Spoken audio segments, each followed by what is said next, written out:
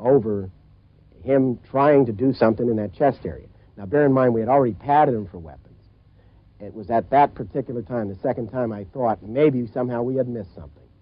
So I reached into the area he was going to and pulled out a notebook with a key on it. Schaeffler found the key taped to a yellow spiral notebook in Martinez' breast pocket. That night, all the Cubans were using pseudonyms. Martinez was Jean Valdez. These are Schaeffler's own notes from 20 years ago of the evidence taken from Jean Valdez. The bottom clearly says, yellow spiral notebook with key. Schaeffler initialed the top right corner of the notebook, CMS, and dated it June 17th, 1972.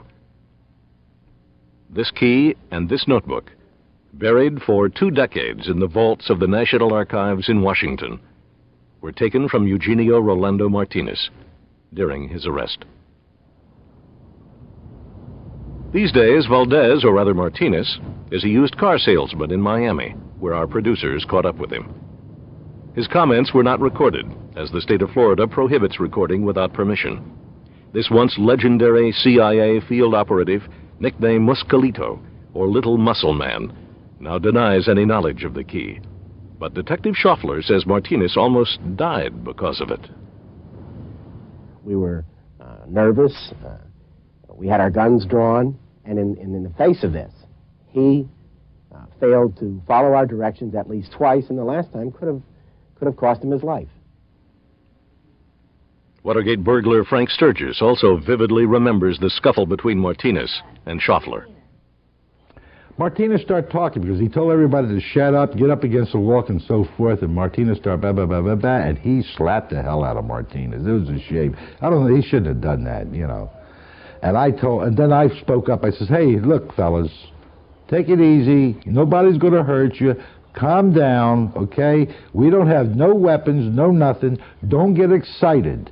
We're not out to hurt nobody, and please, don't hurt none of us. Because he slapped the hell out of Martinez, and I didn't like it. 10 days after the break-in, the FBI discovered what that key unlocked. The FBI thought it important enough to find out what this key fit. They spent hours trying dozens of locks until they made the match. The Bureau's confidential 302s, or raw investigation records, revealed that the key fit the desk of Ida Maxine Wells. There is no evidence to suggest that Ida Maxine Wells herself knew why one of the burglars had the key. She was his secretary in a suite of offices that had been bugged 2 weeks earlier. But there is no doubt that her desk was the real target of the Watergate burglars, and none of the committees on Capitol Hill knew that.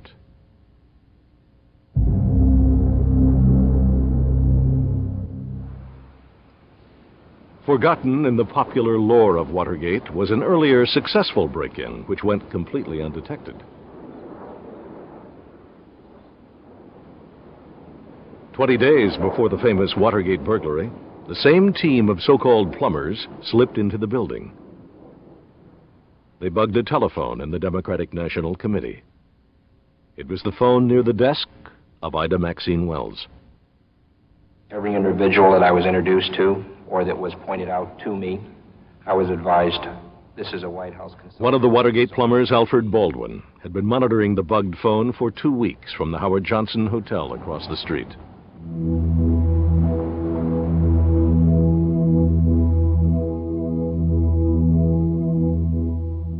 The bugged conversations were alleged to be of a sexual nature. But during the Watergate trials, the evidence from the wiretap was sealed by the courts at the request of the Democrats who had been bugged.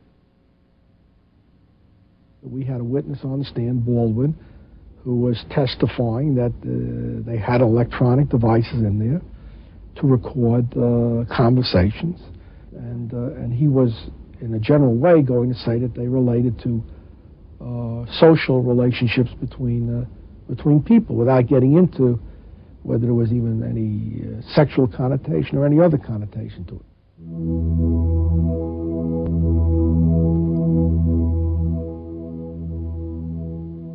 Just what does this have to do with the next and famous Watergate break-in? As it turns out, plenty. The Washington paper's banner headline tells of the busting of a call girl ring at the Columbia Plaza across the street from the Watergate. It's June 9th, just 10 days after the first Watergate break-in. A lawyer, Philip Mackin Bailey, is arrested and charged with violating prostitution laws. The operation at Columbia Plaza sent a number of girls down to the Watergate to service various clientele at the Watergate. There were arrests made in the lobby of the Watergate Hotel from this ring. That same day, June 9th, an official White House pass shows that a John Rudy visits John Dean at his office. Time is 15:50, 3:50 p.m. Rudy was the Justice Department official prosecuting the call girl ring. Dean had apparently telephoned earlier and specifically asked Rudy to come over. Rudy wouldn't discuss the meeting for this report,